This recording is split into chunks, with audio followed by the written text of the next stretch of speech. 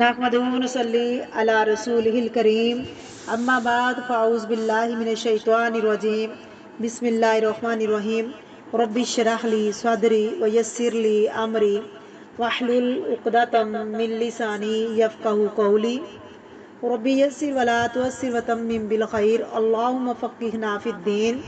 سورۃ البقرہ آیت نمبر 278، لفظی ترجمہ، روٹ ورڈ اور تفسیر۔ یا ایھا الذین آمنوا، اے لوگو جو ایمان لائے ہو، تمہارا ایمان تقاضا کرتا ہے اتقوا اللہ، اللہ سے ڈرو، اللہ کا تقوی اختیار کرو۔ وذروا، اور چھوڑ دو، ما جو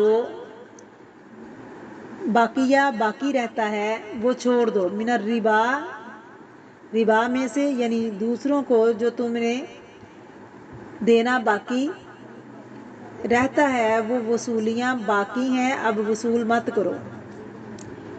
روک دو، چھوڑ دو، آئندہ سے لینا بند کر دو۔ ان کنتم مؤمنین، اگر تم مومن ہو یعنی ایمان والے ہو تو سود لینا چھوڑ دو۔ جو شخص سود لیتا ہے وہ اللہ کو ناراض کرتا ہے، تو جو مومن ہے وہ اللہ کو ناراض نہیں کر سکتا۔ تفسیر۔ بسم اللہ الرحمن الرحیم۔ یا ایھا الذین آمنوا اتقوا اللہ، اے لوگو جو ایمان لائے ہو اللہ سے ڈرو۔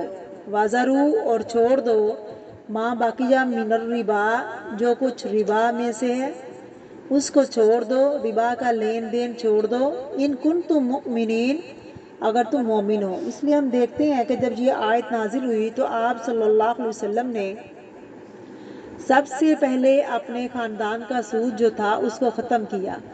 اس آیت سے پہلے سود کی ممانعت میں آیات نازل ہو چکی تھی، بہت سے مسلمان سود کے معاملات چھوڑ چکے تھے، اگرچہ آخری حرمت کے الفاظ نہیں آئے تھے، تو لوگ جان چکے تھے کہ یہ ایک خرابی ہے، گناہ کا کام ہے، لہٰذا انہوں نے اس کو چھوڑ دیا۔ لیکن کچھ لوگوں کے مطالبات، سود کی بقایا رقمیں جو تھیں وہ دوسروں پر باقی تھیں، کچھ لوگ ابھی اس کو چھوڑے ہوئے نہیں تھے، ان کا سود دوسروں کے پاس موجود تھا اور وہ لینے کا تقاضا کر رہے تھے۔ اسی طرح کا ایک واقعہ بنی ثقیف بنی مخزوم کے درمیان پیش آیا۔ ان دونوں کے درمیان سودی لین دین تھا اور بنو ثقیف کے لوگوں کا کچھ سودی مطالبہ بنو مخزوم کی طرف تھا، یعنی ان کو دینا تھا۔ بنو مخزوم مسلمان ہو گئے۔ اسلام لانے کے بعد انہوں نے کہا کہ جی ہم تو سود کی رقم ادا نہیں کریں گے کیونکہ اسلام اس سے منع کرتا ہے۔ ادھر بنو ثقیف نے مطالبہ شروع کیا کیونکہ یہ لوگ مسلمان نہیں ہوئے تھے، تو یہ جھگڑا جو تھا طویل پکڑ گیا، لمبا ہو گیا۔ بہرحال معاملہ آپ صلی اللہ علیہ وسلم تک پہنچا تو اس موقع پر یہ آیت نازل ہوئی، اور یہ فتح مکہ کے بعد کا واقعہ ہے، اور آپ صلی اللہ علیہ وسلم نے اللہ رب العزت کا یہ حکم سنایا کہ آج کے بعد سود کا لین دین ختم، اصل رقم تو لے سکتے ہو، ربا کا اضافہ ہے وہ نہیں لے سکتے۔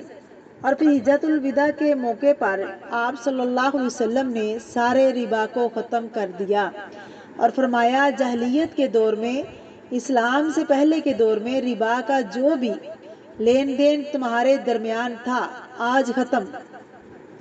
اسلام میں یہ ایک بہت بڑا جرم قرار پایا، اس میں حکومت مداخلت کر سکتی ہے، اگر کوئی لین دین کر رہا ہو تو وہ اس کو زبردستی یعنی پکڑ سکتی ہے، اس پر جرم لازم ہوگا۔ تو بہرحال آپ صلی اللہ علیہ وسلم نے فرمایا آج کے دن سب کا سود ختم کرتا ہوں، اور پھر تمہارے لیے کیا ہے، رؤوس اموالکم لا تظلمون ولا تظلمون، اور پھر فرمایا پہلے ربا جس کو میں ساکت کرتا ہوں یعنی وصول نہیں ہوگا، وہ ربا اپنے خاندان کا ربا ہے، آپ کے چچا عباس بن مطلب کا، جس کسی کو بھی عباس یعنی آپ کے چچا جو تھے ان کا ربا دینا تھا، آج کے بعد وہ نہیں دے گا، صرف اصل دے گا۔ اس سے یہ بھی پتہ چلتا ہے کہ آپ صلی اللہ علیہ وسلم نے نیکی کی ابتدا کہاں سے کی تھی، اپنے گھر سے۔ عام طور پر جب ہم نیکی کا کام کرنا چاہتے ہیں تو ہم دور کی باتیں بہت سوچتے ہیں، لیکن ہمارے اپنے ہاتھ کی پہنچ میں یا قریب میں جو نیکی کا موقع ہوتا ہے وہ ہمیں نظر نہیں آتا۔ لیکن آپ صلی اللہ علیہ وسلم کے طریقوں میں آپ دیکھیں، ہم سب کے سامنے آپ نے کیا اعلان کیا کہ سب سے پہلا سود جو میں ساقط کرتا ہوں، یعنی جو نہیں لیا جائے گا وہ اپنے ہی خاندان کا، وہ میرے چچا جان کا سود ہے، کیونکہ وہ سود پر قرضے دیا کرتے تھے۔ آج کے بعد جس کے پاس بھی ان کا مال قرض کے طور پر ہے وہ سود نہیں دے گا۔